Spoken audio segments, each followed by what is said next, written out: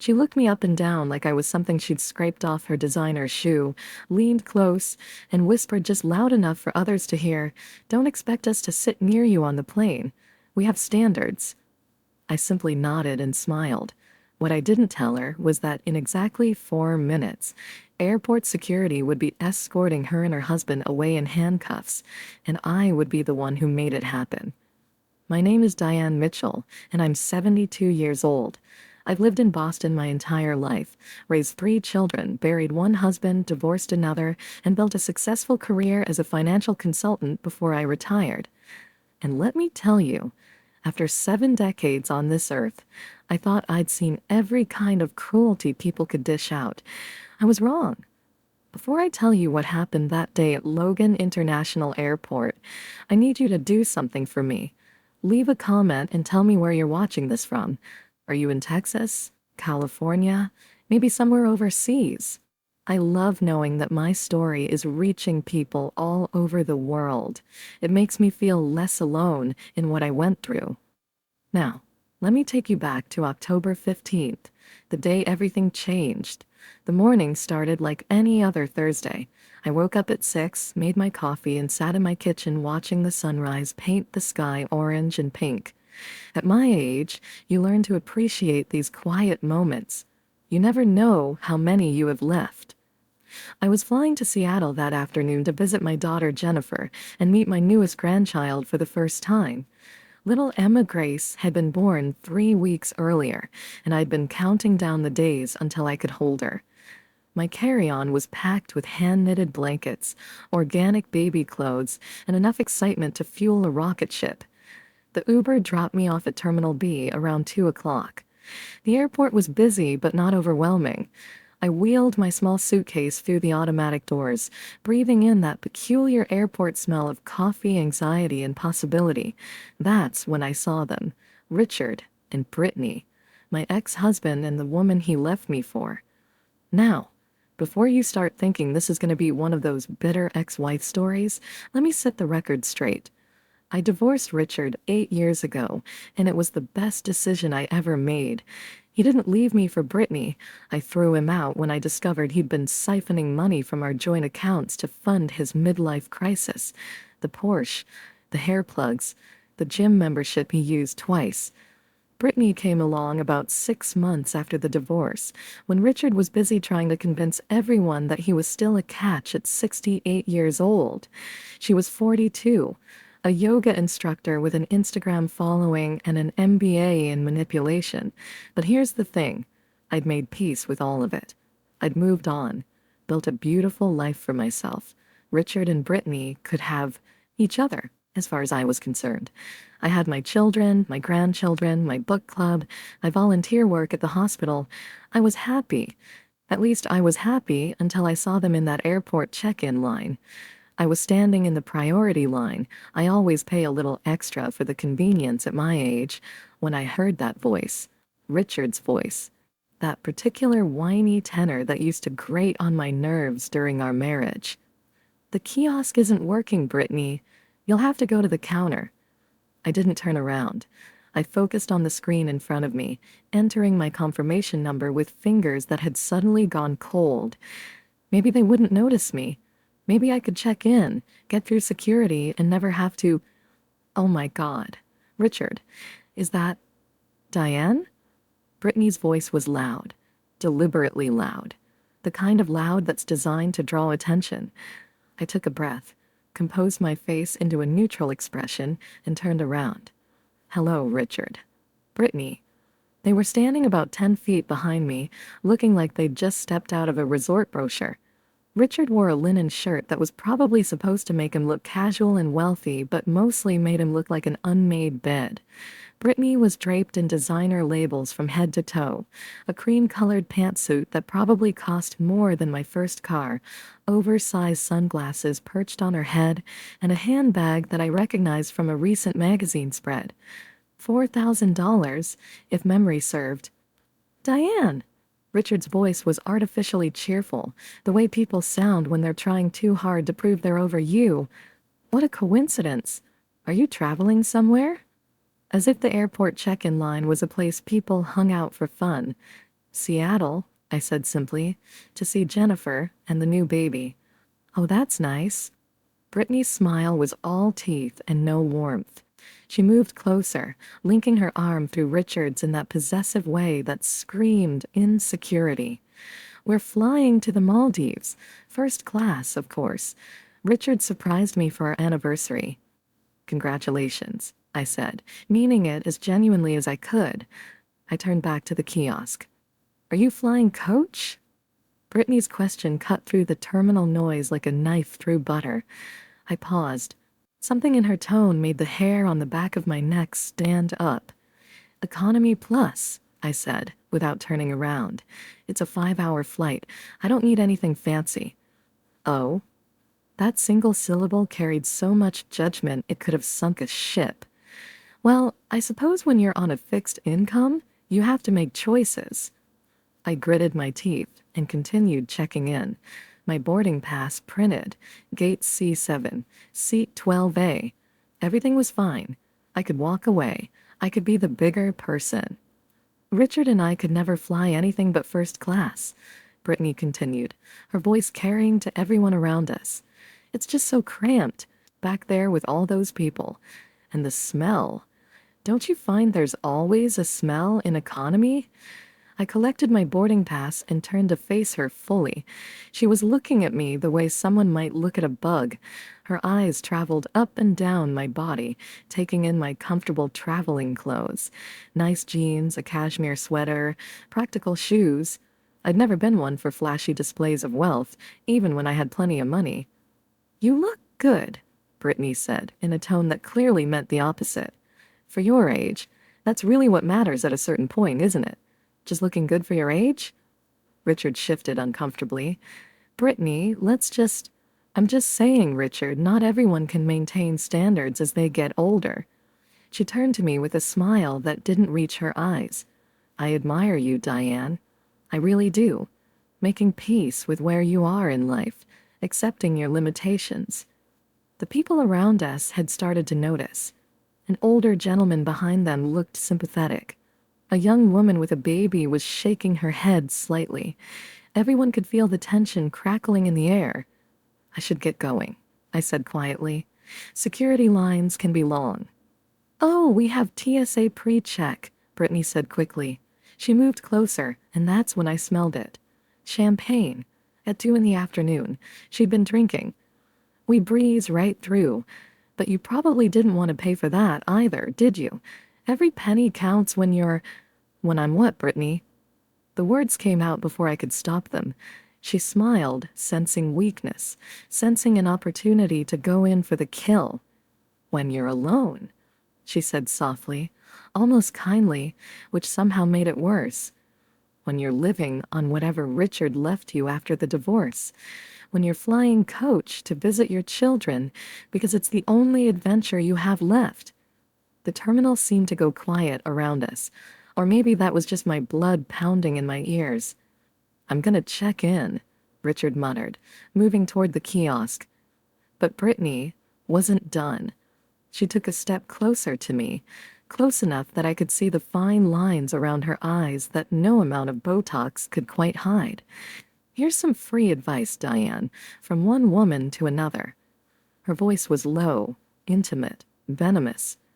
Don't expect us to sit near you on the plane. I know we're all going through the same terminal, but once we're on that aircraft, there's a curtain between first class and the rest of you. A literal divide between people who matter and people who don't. Between people with standards and people who've given up. She paused, letting her words sink in like poison. We have standards. I know that's hard for you to understand anymore, but we do. So don't come looking for us during the flight. Don't try to chat when you see us in Seattle. We're not in the same world anymore. Accept it and move on. I looked at her, really looked at her, at this woman who had everything she thought she wanted and still felt so small inside that she needed to tear someone else down in an airport check-in line. And I smiled, a real smile, genuine and calm and completely unaffected. Okay, I said simply. Have a wonderful flight. Then I picked up my carry-on and walked away. Behind me, I heard Richard say, "Brittany, what the hell was that?" "Oh, don't defend her to me. That woman got half of everything you worked for. She doesn't deserve—" I didn't hear the rest. I was already moving toward security, my heart pounding but my head clear. Here's what Brittany didn't know, what Richard had apparently never told her. I didn't get half of everything in the divorce. I got 70%. Because when we split our assets, my lawyer discovered that Richard had been committing tax fraud for the last 8 years of our marriage. Small stuff at first. Inflated business deductions, unreported cash income from his consulting work. But it added up. My lawyer gave him a choice. Give me 70% in the divorce, or she'd report him to the IRS, and he'd likely lose everything plus face criminal charges. Richard chose option 1, so while he told everyone I'd taken him to the cleaners, the truth was I'd saved him from federal prison. And I'd done it quietly without destroying his reputation, because despite everything, we'd been married for 34 years and had 3 children together. Some part of me still cared about the man he used to be, even if I despised what he'd become. But apparently, that kindness had never made it into the story he told Brittany. As I stood in the security line, I felt my phone buzz. A text from my daughter Jennifer. "Mom, can't wait to see you. Emma's sleeping schedule is finally settling down. We'll pick you up at the airport. I love you so much."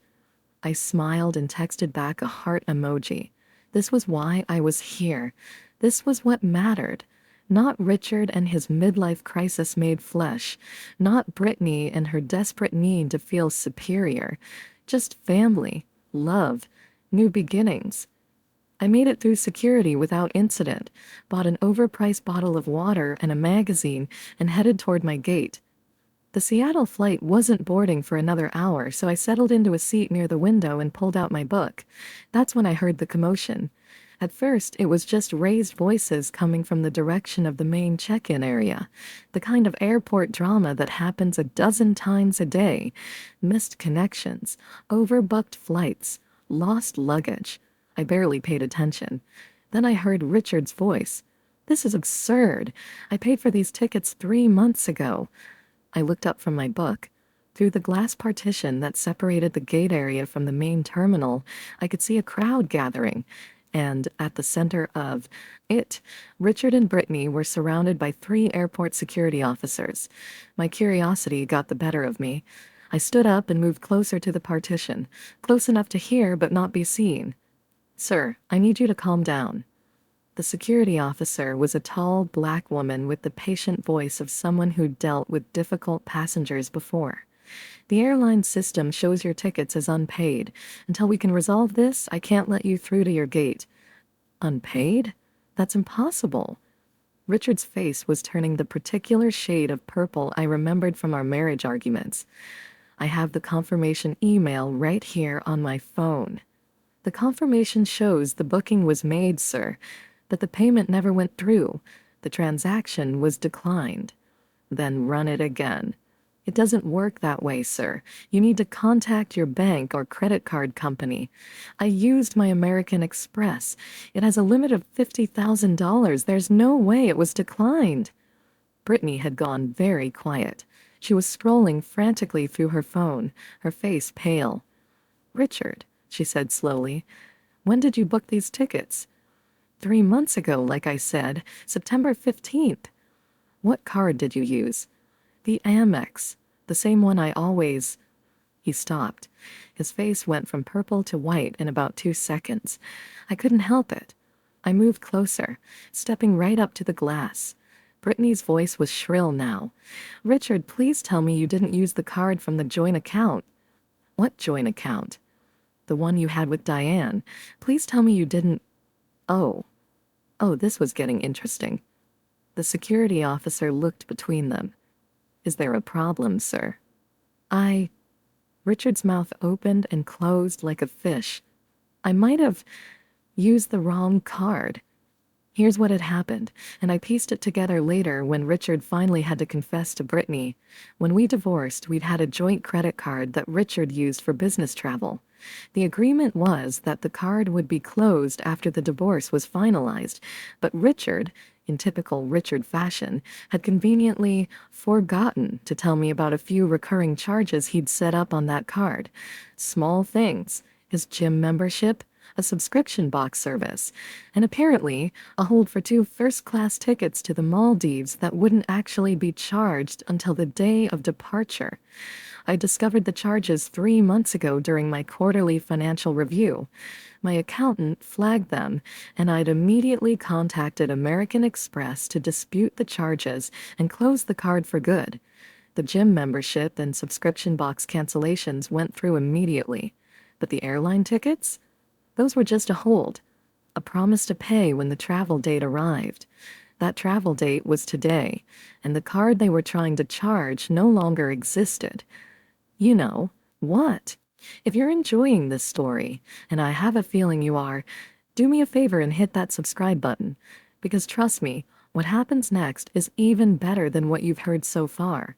My daughter keeps telling me I should share more of my stories, and your support would mean the world to me. Now, back to the airport. So you're telling me, Brittany's voice had gone dangerously quiet, that you booked our anniversary trip on a credit card you shared with your ex-wife? It wasn't active. I mean, it was supposed to be closed, but I forgot about the hold I put on it, and you forgot. Brittany's laugh was sharp enough to cut glass. You forgot that you were using your ex-wife's credit card to take me on vacation. It was a joint card. Technically, it was my card, too. Sir, the security officer interrupted. If you can't provide valid payment for these tickets, I'm going to have to ask you to leave the gate area. Just charge it to my personal card. Richard pulled out his wallet, fumbling with the contents. Here, take this one. The ticket counter agent, a young man who looked like he wanted to be anywhere else, shook his head. Sir, it doesn't work that way. The original booking has been flagged as fraudulent because the payment card is no longer valid. Even if you pay now, the system won't let me reissue the tickets. You'll have to contact the airline directly, and given that your flight leaves in 45 minutes, this is discrimination. Richard's voice rose several octaves. I'm being discriminated against because of my age. You're all in on this together. You're trying to prevent me from... Sir, if you don't lower your voice, I'll have to call additional security. That's when Brittany made her fatal mistake. She turned on the ticket agent, her voice dripping with entitlement. Do you know who he is? He's a consultant. He's flown over 1 million miles with this airline. He has status. You can't treat him like some common criminal just because of a computer glitch. The security officer's expression hardened. Ma'am, nobody's calling anyone a criminal, but if you can't resolve the payment issue, you'll need to step aside and let other passengers check in. No, Brittany's voice rose. No, we are not stepping aside. We have a flight to catch. We have reservations at a 5-star resort. I have been planning this trip for months, and some computer error is not going to... She reached for the ticket agent's computer screen. That was mistake number 2. The moment her hand touched the equipment, the security officer moved. So did her colleagues. Ma'am, you cannot touch the equipment. I need you to step back. I'm just trying to... Step back now. Don't you dare tell me what to do. I know my rights. This is harassment. Things escalated quickly after that. Brittany refused to move away from the counter. Richard, instead of calming her down, started filming on his phone and shouting about lawsuits. Other passengers were backing away. Children were staring. The situation had gone from uncomfortable to dangerous in about 30 seconds. The security officer made a gesture, and 2 additional officers appeared from seemingly nowhere. Sir, ma'am, I'm asking you one more time to step away from the counter and exit the gate area peacefully. If you refuse, you'll be detained for interfering with airport operations and disturbing the peace. You can't detain us. We haven't done anything wrong. Richard's phone was still up, still recording. This is going viral. Everyone's going to see how this airline treats people. Last warning, sir. Richard took a step forward, his chest puffed out, his face red. You want to detain me? Fine, do it. I'll sue you, the airline, this whole damn airport. I'll own this place by the time my lawyers are done. The security officers exchanged glances. The kind of glance that said they'd seen this movie before and knew exactly how it ended. Richard Mitchell, Brittany Chen, you're being detained for disorderly conduct and interfering with airport security operations. You have the right to remain silent. You're arresting us? Brittany's voice cracked. You can't arrest us. We have a flight. We have reservations. Richard, do something. But Richard couldn't do anything. He was too busy trying to squirm away from the officer putting him in handcuffs. This is Diane's fault. Brittany screamed suddenly, her eyes wild. His ex-wife. She did this. She sabotaged us. Richard, tell them. Tell them about Diane. And that's when she saw me. I was standing at the glass partition, my book still in my hand, my face completely neutral. Our eyes met across the crowded terminal. Brittany's mouth fell open. You, she whispered. Then louder. You did this. You canceled the payment. You knew we'd be here. You planned this whole thing. The security officer holding her arm looked at me. Ma'am, do you know these people? I could have lied, could have said no and walked away, but after 7 decades on this earth, I'd learned that truth has a power all its own. Yes, I said clearly. Richard is my ex-husband. I was married to him for 34 years. And did you have anything to do with their tickets being unpaid?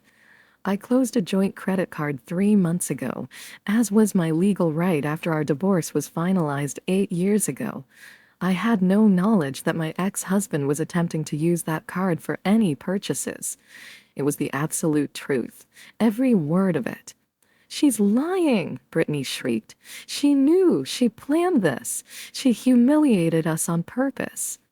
The security officer looked at me, then at Brittany, then back at me. Ma'am, she said to me, did you have any interaction with these people today before this incident? Yes, I said. They spoke to me at the check-in counter about 20 minutes ago. Brittany told me not to expect them to sit near me on the plane because they have standards. Then she suggested I stay away from them during the flight and while we're all in Seattle. A muscle twitched in the security officer's jaw. I see. She turned to Brittany. So you intentionally harassed this woman at check-in, then your tickets didn't go through, and now you're accusing her of sabotage? She did sabotage us. Ma'am, I'm gonna stop you right there. The officer's voice was tired. First of all, closing a credit card is not sabotage. It's a normal financial decision. Second, if you had told us at the beginning that you were trying to use a card that belonged to someone else, we could have sorted this out differently. And third, harassing other passengers in this terminal is against airport policy, and making false accusations during a security incident is a crime. Brittany's face went from red to white to red again. But I didn't. Richard Mitchell, Brittany Chen, you're both being taken to airport security for processing. You'll be released after questioning, but you're both being placed on the airline's no-fly list for the remainder of today. If you want to continue your travel plans, you'll need to book with another carrier. No-fly list? Richard had finally found his voice. You can't do that. Yes, sir, we can. And we just did. They were led away, Brittany still screaming about lawyers and rights and discrimination, Richard stumbling along beside her, looking like someone had hit him with a frying pan. The terminal slowly returned to normal. Passengers went back to their phones. Children returned to their games. The young man at the ticket counter looked like he'd aged 5 years in 10 minutes. The security officer who'd spoken to me walked over. She was younger than I'd initially thought, maybe early 40s with kind eyes and a no-nonsense expression.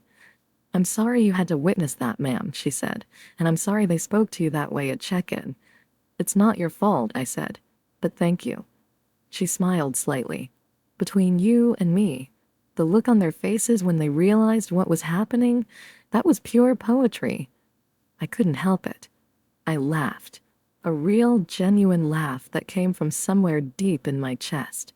It was, wasn't it? You have a good flight to Seattle, ma'am, and congratulations on the new grandbaby. She walked away before I could ask how she knew about the baby.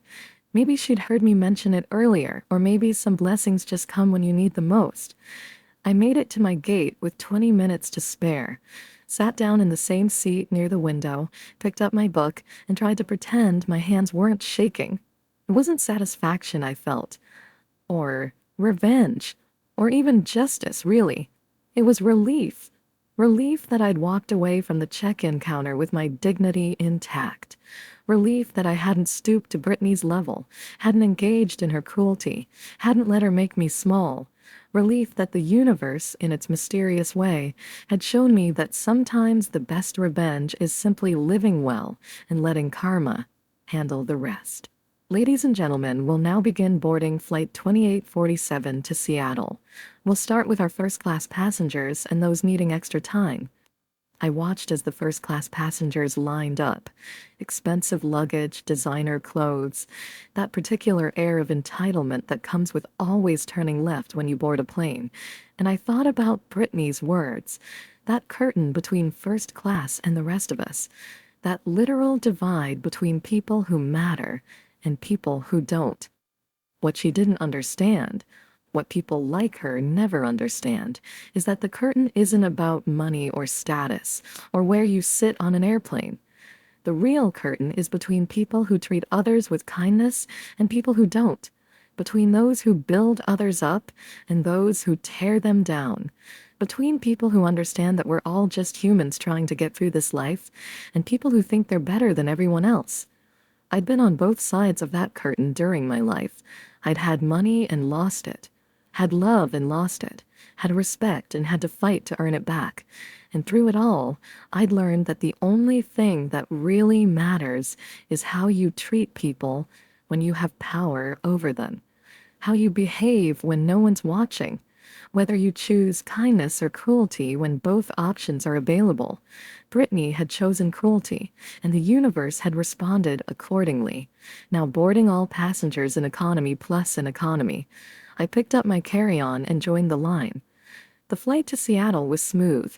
5 hours of reading, a halfway decent chicken salad sandwich, and the kind of quiet contentment that comes from knowing you're heading toward people who love you.